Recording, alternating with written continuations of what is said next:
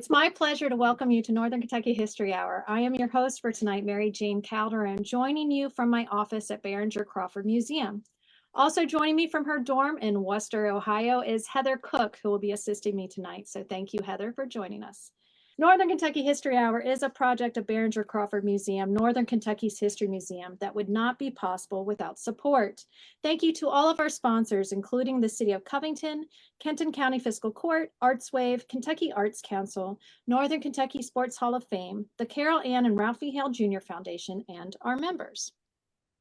If you're not yet a member of the museum, please consider joining for access to discounts and exclusive programming. Learn more and join at bcmuseum.org.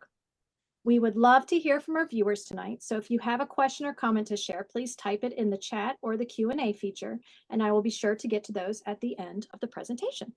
So let's go ahead and meet tonight's presenter. John Boh grew up on a dairy and tobacco farm near Florence, Kentucky. He received a BA from Villa Madonna College, now Thomas More University, and an MA from UC, both in history. He was a founding member of the Kenton County Historical Society in 1977, for which he has served regularly as an officer. In the early 1990s, he was elected to the Behringer-Crawford Museum Board of Directors, to which he has been re-elected yearly. So thank you so much, John, for joining us. Okay, you're welcome. We'll go right there. Okay, thank you all for tuning in. I've never done this before. I might feel like I'm spitting out words rather than You're going to do great. Okay. Kelley-Koett X-ray Company was started less than 10 years after German scientist Wilhelm Röntgen discovered the X-ray in his laboratory. Partners in the startup were the aristocratic, ambitious J. Robert Kelley and the German-trained craftsman Albert Koett. Kelley-Koett tried to meet the wide open demands from doctors' offices, hospitals, and medical centers for X-ray improvements in a very competitive environment. Kelley-Koett was a very strong player in the industry's pioneer and later momentous years. During its 50 long years, it became a modern corporation with a nationwide sales and service network. This amazing success earned relatively small Covington, Kentucky, the nickname X-ray City. Wilhelm Röntgen's discovery in 1895 had a profound effect on the pent-up demand, I said that above, for the possibilities for diagnosis and for treating tumors. So here's a picture of Röntgen here, German scientist, a physicist, and I don't know if he's a brilliant man, but maybe he is. Maybe you could call him a brilliant or gifted man. I don't know. Okay, now the next picture is the late Kelley-Koett mechanical engineer Walter Halp, who first told me about the company. He was mechanical engineer, and he was also pastor of St. John Congregational Church in West Covington. He was a graduate of UC in physics, and he was prominent in the later years, from the middle 30s to when the place closed, when Kelley-Koett closed, except for an interim when he worked for George Spurdy during the war. Okay, next picture. Immediately after Röntgen's discovery, scientists and technicians and entrepreneurs began developing a new X-ray equipment for medical people. J. Robert Kelley and Albert Koett, a woodworker knowledgeable about electrical circuits, started the Kelley-Koett Company around 1903. They started by making small X-ray accessories and Koett's backyard shed on Bakewell Street. That was all torn down for the Mainstrasse parking lot by the area. Kelley and Koett, so this is a picture of Kelley and Koett side by side in the Covington literature. Koett was 8 years older than Kelley. And he always looked kind of old, I suppose. Eventually, a widespread sales and service network operated from a factory and office at 218 West 4th Street, built around 1912, with later additions. So you can get that. There's a factory as it looked, I think, around 1930 or something. Partner's first breakthrough was Grosse Flamme, which produced a I was talking about they were working in Kett's shed. Somehow, somewhere, their first breakthrough in the industry, it was industry recognized, was Grossoflam, which produced a 12-inch spark. Albert Kett built it in 1904, wrote the curator of Medical Science Division of National Museum of American History in the Smithsonian. So you can hit that now. Here's the Grossoflam. It was brought back not around 1950 for publicity by the Kelley-Koett Publicity Department, but it was on display at the Smithsonian. It has the generator there and the accessories like the tube holders there and so forth. There's a kind of a meter up there at the top and different things, wire connections to the post. All right, John, I'm sorry to interrupt, but I think I forgot to read the quiz question. Is it okay if we go ahead and do that first before we get any further? Okay. Just so everyone knows that there is a quiz question tonight. The first person or respondent to enter a correct answer in the chat on Zoom or Facebook gets a History Hour prize. So the question tonight is, in which state did J. Robert Kelley spend his childhood? So please go ahead and leave those answers in the chat. And John, go ahead. Okay. Well, this actually, I've never seen a picture this big, but it actually shows how that worked. The tube holders off to the side here on this lower picture, and the generator and so forth is up high. That's how the wires kind of connected. There's no table there. I guess the table was left out of that photo.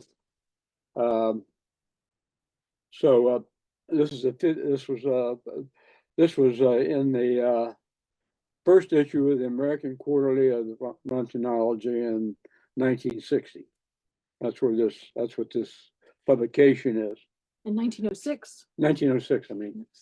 For a so-called 50th anniversary celebration, as I said before, around 1950, the Kelley-Koett Publicity Department borrowed Kelley-Koett from the Smithsonian with attachments for local display. So here it is, and this is Percy Dago. He is kind of a well-known, as a longtime employee, and the Dago family was pretty active in industry a long time in Northern Kentucky and brewing and different things. And this is Larkin O'Connor, William L. O'Connor, called Larkin O'Connor. He lived on Elm Street next to St. Patrick's Church. This is after the company closed, I suppose. This is, well, actually, still, I guess he's retired, but the company is still in business in 1950. And this is a picture of Mary Kelley. She might have come from the local high school to start working there. So, and there's a modern picture. The upper right is a modern picture of the what they were producing at the X-ray company. Now let's get to Kelley-Koett, J. Robert Kelley. I said that he was aristocratic. The most important reason Kelley-Koett developed into a modern corporation was out of the personal ambition and drive of J. Robert Kelley. Kelley was a native of Virginia, always smartly dressed, well-spoken, aristocratic. He was the son of a Confederate and the grandson of a slave owner. Kelley was in the shoe business, co-managing a shoe factory in Boston, where the new X-ray discovery caught his attention, indicating that he was the main force behind the early successes of the company was the constant headlines of brochures, the images of Kelley posing for X-rays, and lastly his amazing engagement in civic and political activities. So I'm going to go into his political activities and civic activities briefly before I go into his X-ray posing. Let's start with his later politics and civic involvements before, during, and after World War I. He was president of the Kentucky Motor Club and the Covington Auto Club, probably the first clubs in Covington. Participated in the Covington's centennial celebration in 1914. Actually, it was 1915 that was supposed to be celebrated. supported World War I mobilization, Red Cross, sales of Liberty bonds. Despite his esteem for Kett, German, and German craftsmen who were involved, he was a charter member of the Citizens Patriotic League, which unfairly abused Germans for alleged disloyalty. You may have read about that in Northern Kentucky Heritage Magazine or somewhere else. One of the first members of the Covington Industrial Club, which became the Chamber of Commerce. So we're talking about Kelley-Koett's amazing involvement in politics and civics. World War I, Kentucky Motor Club, World War I, Kelley-Koett, charter member of the Citizens Patriotic League, one of the members of Kentucky, first members of Kentucky Industrial Club, which became the Chamber of Commerce, joined Masonic organizations, director of First National Bank, chairman of the board of advisors of Summit Hills Country Club, Golf and Country Club. And notably, he was first president of the Covington Rotary in 1920. He was an organizer of the Kentucky Chamber of Commerce, back to the State Hawaii Commission as Road Building Commission, president of the Manufacturing Association, Kentucky Association of Industries, helped Republican Clem Sampson organize the Kentucky Progress Commission, promoting industry, agriculture, and tourism. Locally, sites like the Suspension Bridge Cathedral and Dubuque Park, he promoted the automobile and newly paved roads for attracting tourism to Kentucky sites like My Old Kentucky Home. So this is Progress, Kentucky Progress magazine, official publication of the Progress Commission, and shows the Kentucky Colonel, as you see, and all that, kind of the southern orientation of Kelley. Kelley boasted also, besides the civic engagements, he boasted that, quote, as head of the largest manufacturer of X-ray machinery in the world, he would publicize Covington as a gateway to the South. Then there was a spectacular plane trip as a special envoy for the governor, which was described by Jim Reese in his column. He was appointed, he flew out of Franklin Airport to the West Coast. He would visit cities or drop 1,000 invitation letters and pamphlets from his plane when flying over cities promoting Kentucky and Kelley-Koett. This trip, it was claimed, was a two-seat open cockpit, and they used 10 different planes and covered 5,000 miles. So there you see a picture of Kelley-Koett at his plane, at one of his planes. And next, we're going to show Kelley-Koett in the factory posing.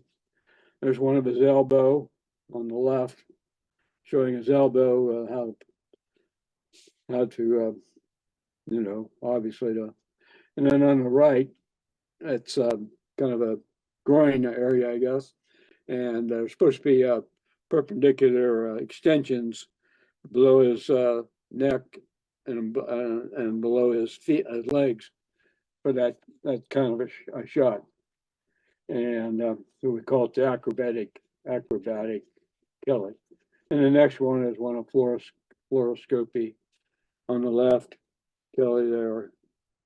And the one on the right, you can see all the pulleys there was a trademark of Kelley-Koett. The pulleys on the tube stand. The casters there, I see the casters and all that. That's the fluoroscopy screen there. And here's a dental unit and a bedside unit. Can be used for both, I guess. So next slide. Here's one of the treating upper left, treating malignant tumors. So he's posing for that. On the bottom, it's a GU table. Actually, it's a kind of ecological work table. The stirrups. That's for the females, I guess. And then on the upper right, it's Kelley actually X-raying his eyes, or pretending to be anyhow. I don't know if I'd want my eyes X-rayed, but so that's kind of what happened there. And let's see now. In 1930, shortly before he died, Kelley traveled with around 500 others to Warsaw, Kentucky for dedication of a newly paved US Highway 42. Kelley died in 1931 of cancer from X-ray exposure when the company was over 25 years old. 100 honorary pallbearers from politics, business, and medicine attended him. Kentucky state offices were closed. Kentucky Post ran the front page obituaries for 2 days and a front page photograph on the third day with a photo of a funeral, a large crowd. A short obituary appeared in the New York Times. The next section is meant to show the growth of the numbers of the company. In 1907, it had 12 workers. Now this is 1914, shows 20 workers, and there are names there. There's like Anthony there somewhere. Usman.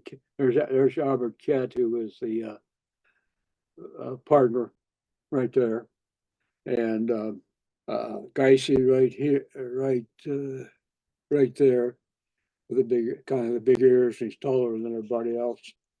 He's kind of a tall guy, and others. Some, if you know people on there that I don't know. But so that's and that was called the Kelley-Koett X-ray Benevolent Association. Yeah, if anybody has any family members that are listed in there or they know of any of these names, it'd be awesome to hear from you in the comments. That'd be interesting. Yeah. So so that was when they had 20 employees. Now the next one is 100 employees. More names. It's a lot of people. Harry Tencati, the local historian, one of his, maybe his father or grandfather. Larkin O'Connor, longtime employee. Percy J. Deglow, again, I mentioned him. That family was involved in industries throughout the history of Covington. Werner S. Warner, the head engineer right there in the middle on the second row with a bow tie. And Hop and Jans working in the office. Hop and Jans, they were involved with Star Foundry, that family was, I believe. Usman was a fairly well-known family here. He's a machine foreman. And there's Ed Geisy again. He's up there behind Werner, I guess, Werner with a bow tie.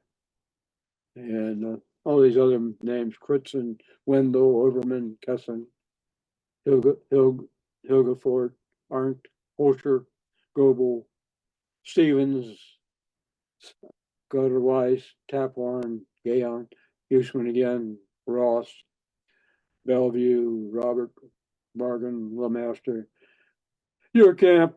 I shouldn't be reading these, I guess. Joe Walters, Joe Hughes, Mike Seibert, Charles Fleissner, Mr. Patrick, Bill Tepe, Mr. Green, unidentified, John Clumpy, and Herringhouse. Clumpy was either here or his father was a photographer for the local newspaper. I think it was the Kentucky Post. So a lot of familiar Northern Kentucky names. Yeah. Mm-hmm. You ready for the next slide? Yeah, I guess. A headline, now this is World War One. A headline in 1917 announced that by the buildup, World War One buildup. Now this is a picture out of place. This is 25, around 1924. It shows, no, wait a minute, it's out of place, but it shows the 25-year membership after, sort of when the membership, when they a factory closed. So that's a mistake. It's out of sequence. You want me to go to the next slide? Yes. Upper left is kind of rudimentary X-ray machine and unit. Wood, everything's wood, sort of. Not everything, but the table. And the lower one is wood too. But then on the right, you get over to the tube holders. That's on the upper left, the tube holder is kind of hinged onto the table, or it's hinged somewhere. But on these here, on the right, the tube holders are on casters, and there's Kelley in the middle there, middle tube holder showing experimenting. Is he always the one that's demonstrating these? Seems like it. He always looks like him, except this one up here on the upper left. That doesn't necessarily look like Kip that much. Want me to stay here? Yeah, I guess that's good. Let's go to World War One. A headline, and the next picture will be of the Kentucky Post. A headline in 1917 announced that while the World War I buildup, prominent experts like the medical advisor for the Army was visiting Covington. The Army wanted a collapsible fluoroscopic table with portable generator and air-cooled transformer to power the Coolidge tube for the ambulance trucks responding to casualties in France. And that's what this is all about. Kelley-Koett Company receives visit from Commission of Experts Planning and Improvements in X-ray Treatment. There was the people, I think, the machinery and the ambulance trucks at the front, and then there was the hospital tables in the background. I think they're two different things. Kelley-Koett built hundreds of fluoroscopic tables, including a standard United States Army table. Its prominence is seen in a medical booklet from the war. A Cleveland company, however, Waite and Bartlett mass-produced and sold more than Kelley-Koett. In 1916, Kelley-Koett's catalogs listed 75 items: control units, tube holders, tables, accessories offering quality, flexibility, compactness, and safety. The next issue is Kelley-Koett after the war.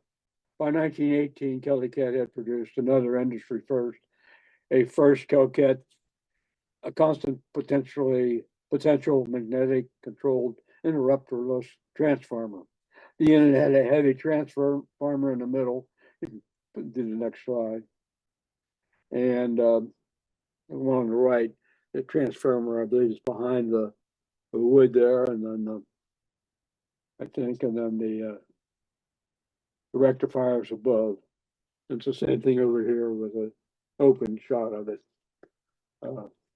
The transformer takes given voltage and changes it into a different output voltage. It's sort of like going from your the wire in your doorbell to the regular wire on the post street lamp. It's reducing the voltage. And the other one's a rectifier, which converts from AC alternating to DC, which was an issue in the days of Edison. Not everybody was using AC. I mean, not everyone was using DC, which became the standard. Not AC, but DC became the standard. Okay, on an October 19 catalog showed a constant potential control generator and dental. Is that wrong? Oh, this is a picture of the description of the most practical, handsome, and universal combination yet devised. This is an example of their description. The instrument is designed for use with the ordinary lamp socket. And is limited to the maximum capacity of the present dental Coolidge tube, but can be readjusted to 3 times more power to meet promised improvements in tube capacity. This feature is a very important. Compactness, practicability, high finish, mechanical and electrical excellence are features of the machine, which we have devised by assembling in miniature the approved leading feature of our larger units. Therefore, it is not an experiment. The floor space is 2.5 square feet. Kelley-Koett quality, price complete with Coolidge radiator tube and shield, and illustrated $675. That's the generator and control unit. The left is the control unit, and the right's the generator. I'm not sure if the rectifier and the transformer are both in the right one or not, but there's a rectifier right up there at the top, and the transformer is either in the right one or the left one, and they're showing the control buttons.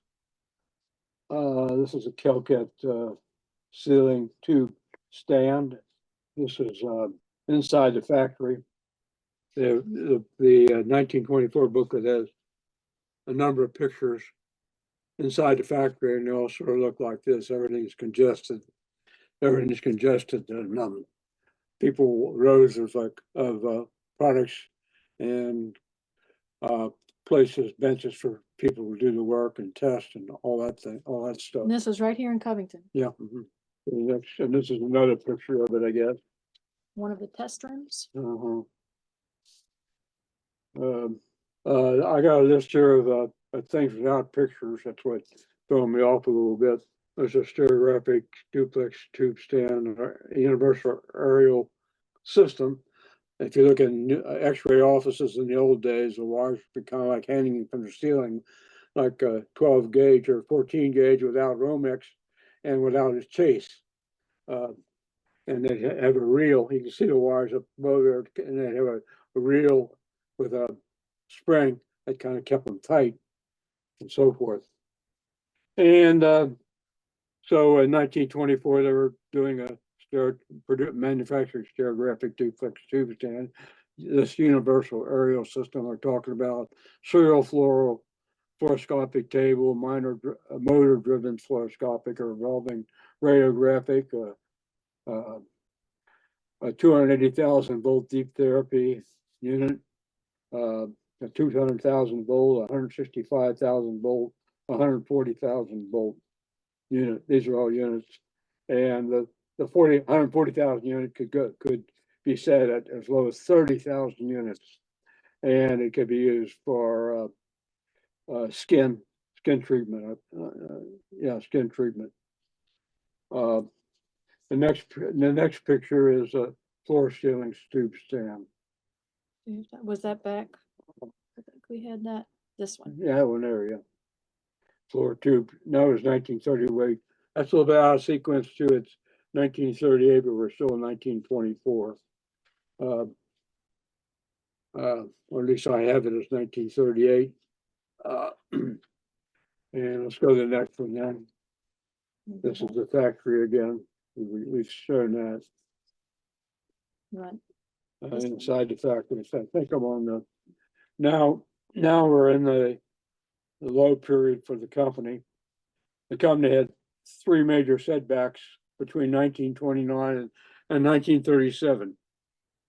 The stock market crash of 1929 devastated the company and hurt the Kelley-Koett permanently. Then J. Robert Kelley died in 1931 from radiation exposures. The photos you see there is of the second president, J. Dicey. He was a longtime employee, a manager, and a very talkative salesman. And the guy on the right is Wilbur Werner. He was head electrical engineer, both through presidents, Dicey for 3 years, and then Werner for 3 years. But Werner died at the age of 42, unfortunately. Let's go to the next slide. Now, this is after the stock market crash. They needed new money, so they brought in new investors. These strange people who are new investors. The company veterans are Werner right there, and Dicey back here, the tall guy. And this is Ked here. The guy in the back, I think, is G. Collins Lee. He was kind of a well-known banker. These other guys, one or two might be well-known, but they were investors and so forth.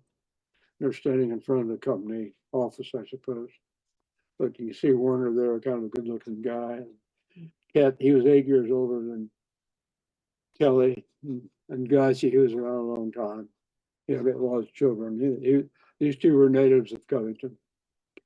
Ket was working in Cincinnati when he got involved with Kelley. So what made Kelley-Koett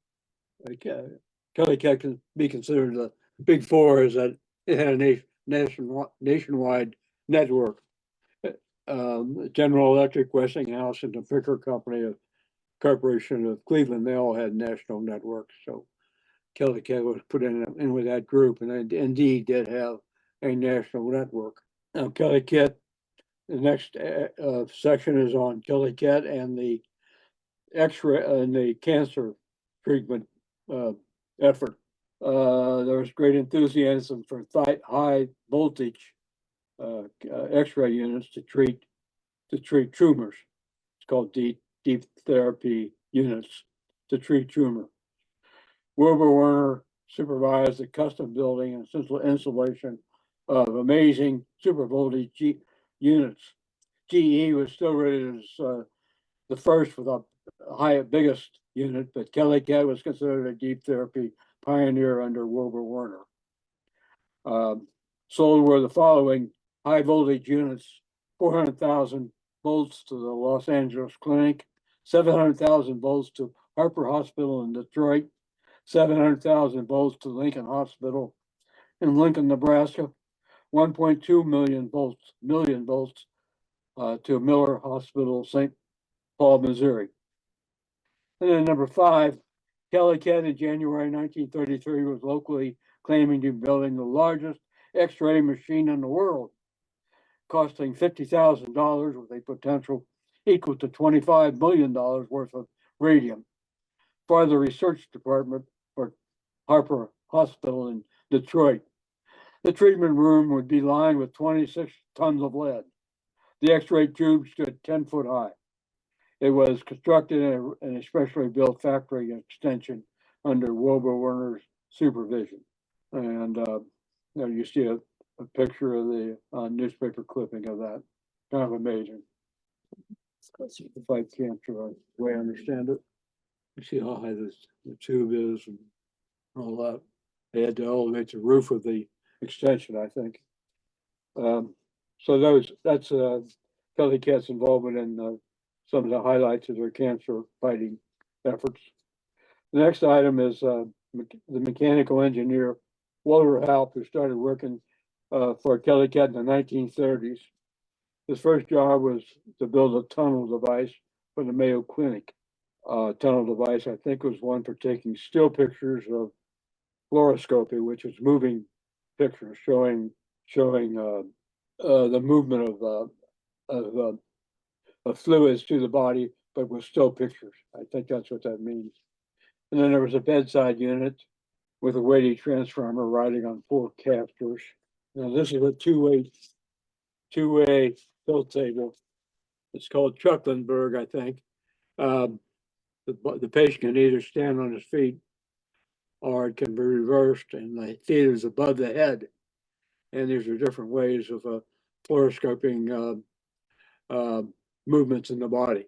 And the next picture, that's called a two-way table, and the next picture is of Walter Halp and a laminograph. It's of a industrial unit. Oh, that previous picture also had a pyramid. Go back to that next picture. Had pyramid legs. During the war, they had a shortage of cast iron, so Walter Halp devised pyramid legs. It's kind of spread the weight with sheet metal rather than cast iron, or maybe sheet aluminum, I don't know. But they wanted weight to keep away vibrations. So the next slide was about World War II, the industrial control unit. I'll get to that. Around World War II, industrialist Philip Myers acquired a still financially troubled Kelley-Koett. In World War II, the Picker Corporation in Cleveland won the orders for mass-produced bedside units, but Kelley-Koett received significant orders and requests. Kelley-Koett sold many accessories and many small apparatus units. They won praise for their army multitrons, the control cabinets and voltage which regulated voltage to a great degree. Before the war, sales of these industrial quality control units was increasing, and they were used in the factory to test the smallest defects in propeller plane blades, castings, and other metallic pieces brought in for testing. There's a spectacular story about industrial units being applied at some kind of a gasoline or petroleum factory out west, and the Kelley-Koett, I had to get real high because of some kind of fracking or where a tube or I can't think of words anymore. And it was up high. And, this machine was somehow, or a Kelley-Koett X-ray industrial control machine was involved with that, and it's kind of spectacular. Also, yeah, they sold machines to the VOGT company in Louisville and different places. Kelley-Koett devised apparatus used in military sweeps, sorties, and special missions in World War II. Orders for underwater fluoroscopy and demining operations associated with Kelley with Kaiser ships. The Coast Guard ordered magnetic-proof, portable, and collapsible tube stands for straddling unexploded mines, brought ashore for X-rating. In Holmes High School auditorium in 1943, Kelley-Koett won the Army Navy E Award for war production excellence. A lot of several companies in the area, at least several, won this E Award. In 1944, one person said the company employed 650 in the factory, 200 in the office, 175 in factory branches. These were service branches, I think, pretty much. They weren't manufacturing branches. And then there were direct sales offices operating in 27 cities, in addition to 14 independent dealerships and also an export subsidiary. So that's kind of how Kelley-Koett was one of the big four. This new owner, Myers, was brought in to infuse some additional capital, I suppose.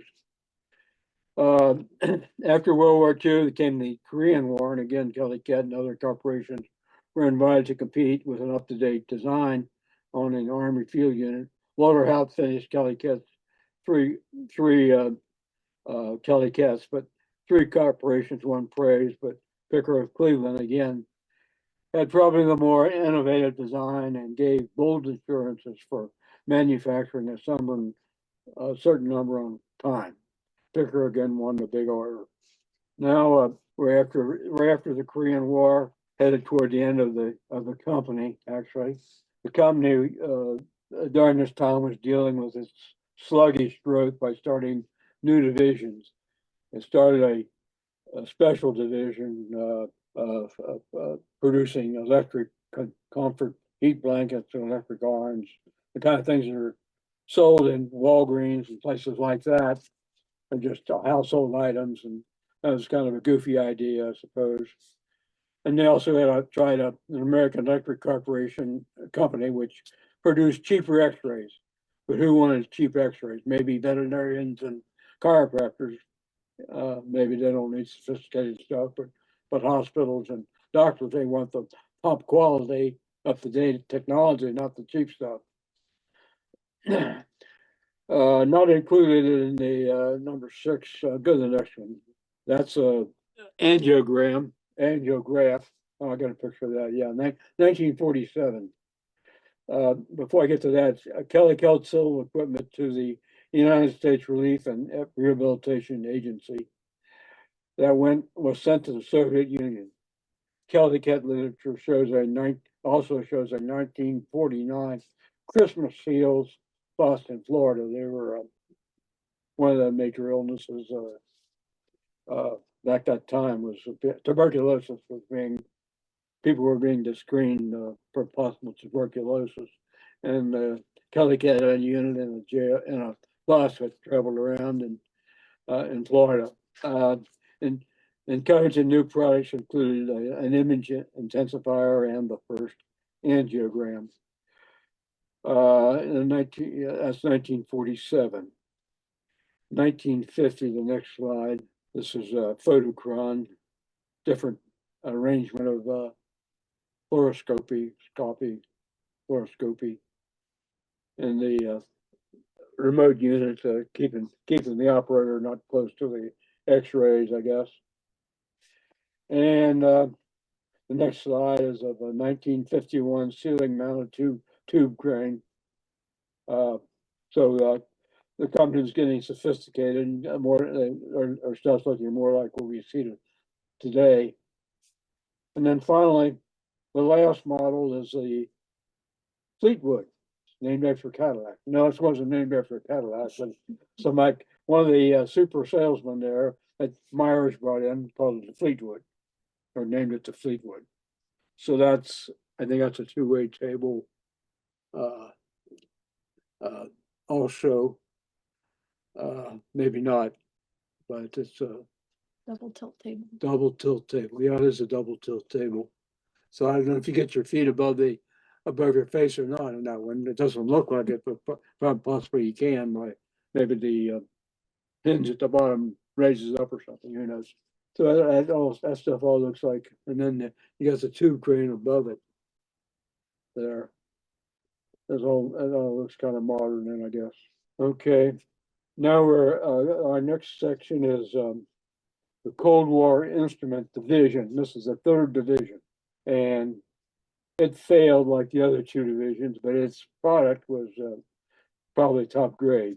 It appealed to the Russian immigrant and development direct manager, David Sussin. He was an immigrant from the Russian Revolution. He was brought over by a radiologist sponsored by a radiologist at a Jewish hospital. This division started on East 6th Street in Covington, but then it was moved to 1930 York Street in Cincinnati, working under orders from the Atomic Energy Commission to produce radiation measuring instruments for civilian defense centers, and eventually would be used eventually where radiation contamination might occur elsewhere. Then on July 21st, 1951, a radium capsule burst, causing radiation exposure and contaminating the building, which became a headache for the local later owner. About this time, the Kelley-Koett was closing up. The division moved to Waltham, Massachusetts, where Kelley-Koett Model 5K12 Landswerk pocket dosimeter was manufactured. I see that this one was one of the first ones, I suppose. One of the first ones was being produced on East 6th Street. So later ones were produced on York Street and then over in Massachusetts to where the company moved. As late as 1981, the issue of contamination from inside the building on York Street was in the news. The building was raised in November 1990. 4,000 tons of rubble dumped in the Wooster Pike landfill, making the nearby residents unhappy, I suppose. The inspections, cleanup, and demolition cost taxpayers millions of dollars. Now, these are recent additions from Thomas O'Donnell. Thomas O'Donnell is a trustee emeritus at Behringer-Crawford Museum, and they donated an artifact, a Geiger counter, to the museum. And Thomas O'Donnell's father is on the left. Bob Millar, the last local president of Kelley-Koett, is in the middle, and Ellis Crawford, the curator of the museum, is on the right. And this is a larger picture of over here. The left picture, of course, is the newspaper clipping that was sent by Thomas O'Donnell, and the right picture was sent by Thomas O'Donnell also. And the Geiger counter there. That was donated to the museum. Now, finally, I have just a series of pictures of a description of the end of the company. Kelley-Koett was sold in 1951 to a nuclear firm on the East Coast. The relocation of production assets was disorganized, complained about by employees. Some employees moved to Massachusetts. Most came back to Cincinnati. The George Gwynman Boring Company in 1957 acquired the factory with no price listed in the deed book. It had a 81.5 foot frontage and approximately 250-foot depth. I hope that 81, it's not 181. I guess it's 81. I hope that's not a typo. 181 would be pretty big. 81 is relatively small frontage, I would say, for a factory. 1962, the Kentucky Post reported that Covington would soon see an internal revenue service processing center at that place, including where Kelley-Koett was. It would displace old homes and factories. In 1963, George Wiener Company sold is an integral part of the City of Covington's IRS urban renewal project. On July 4th, 1964, the Kentucky Post reported demolition of the factory. So that was the end of Kelley-Koett in Covington in 1964. The factory was gone as well as the production assets in general. Now I have a series of slides here. That first one is, this is not 9S, is that 3? Yeah, it is not. 9 executives and supervisors of Kelley-Koett. That's John Klumpy there, Percy Deglow there. And this is David Sussin. He's the fellow who came from the Russian Revolution, sponsored by a radiologist at the Jewish Hospital. And this is Philip Myers. He's a benefactor of UC, and he owned a clothing company in Cincinnati that also made parachutes and flak jackets during the war. And I should know, but I don't know these two people's names. Their faces are familiar, and these faces are familiar too. I don't see Larkin O'Connor there. He might have been deceased by now. I should know these names would be familiar, but I don't have them. Well, go to the next slide. We'll see what's. No, this is a slide of the 25-year club. The 25-year club. There's Larkin at the top there, and Bob Miller there, the last president, right there, and there's Percy Deglow, and there's Larkin O'Connor, the longtime employee. He lived on Elm Street near St. Patrick's. And this is David Sussin again. And these other names here I've probably seen before, a lot of them. And they were having celebrations. The date of that is 1952, the year after Kelley-Koett was sold. Let's go to the next slide. This is Miller, Sussin on the right, and Larkin O'Connor again. So that's sort of an interesting picture if you're interested in this thing. And in the next picture is another picture of a quarter century club. And the next picture should be names of the quarter century club again.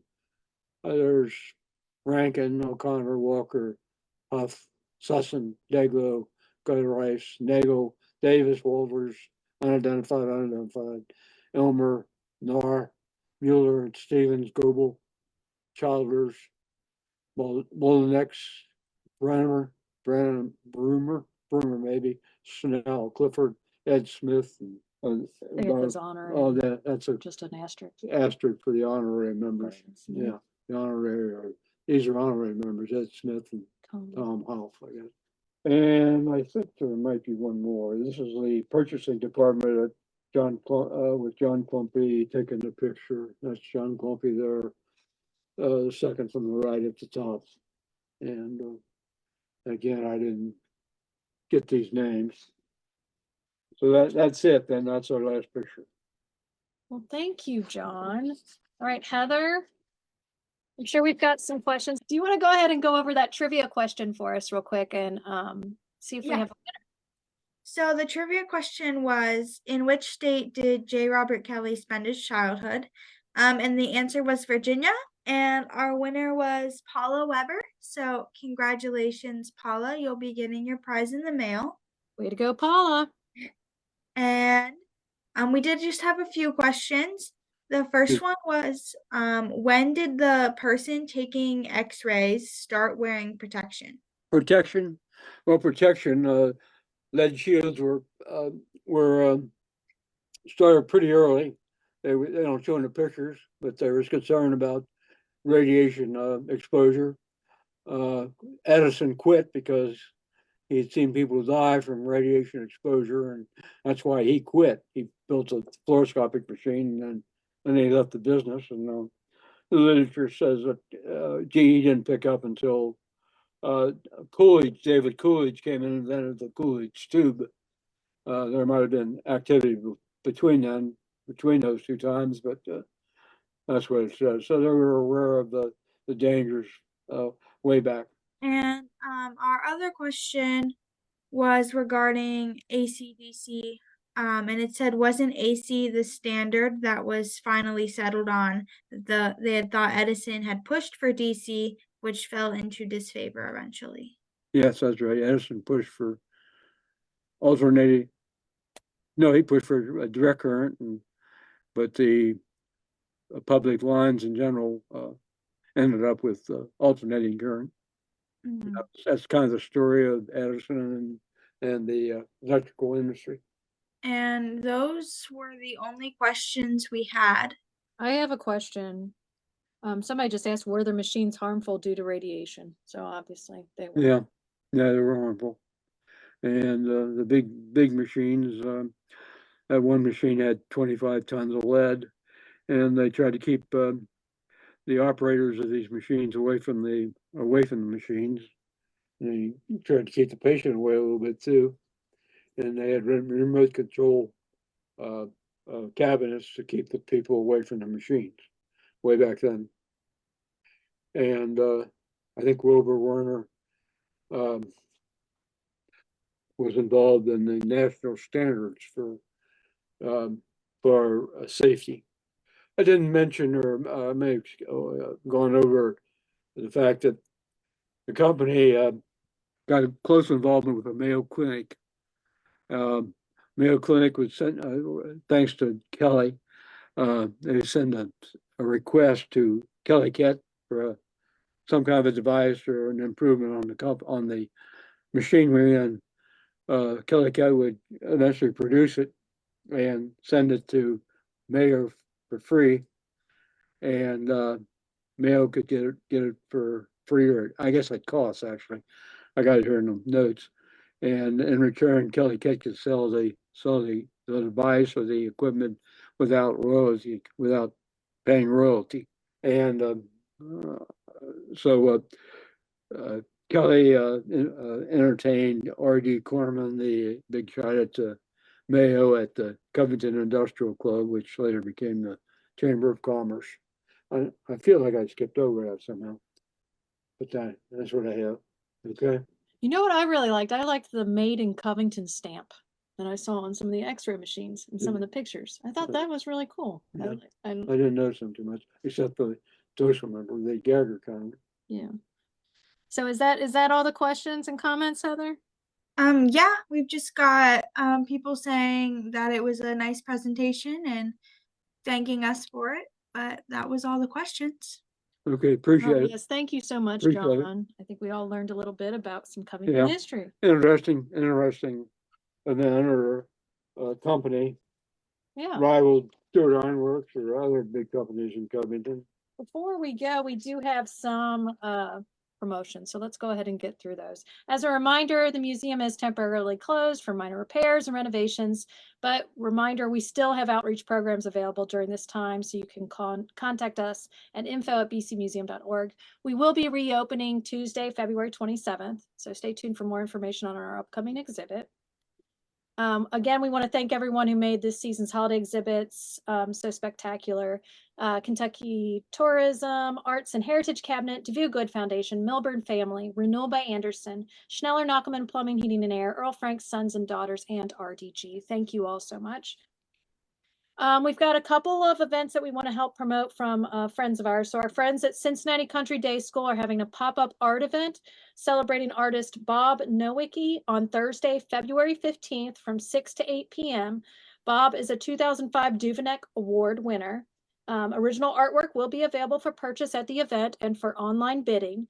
This is free. It's free admission. You can learn more at www.countryday.net/go/countrydate.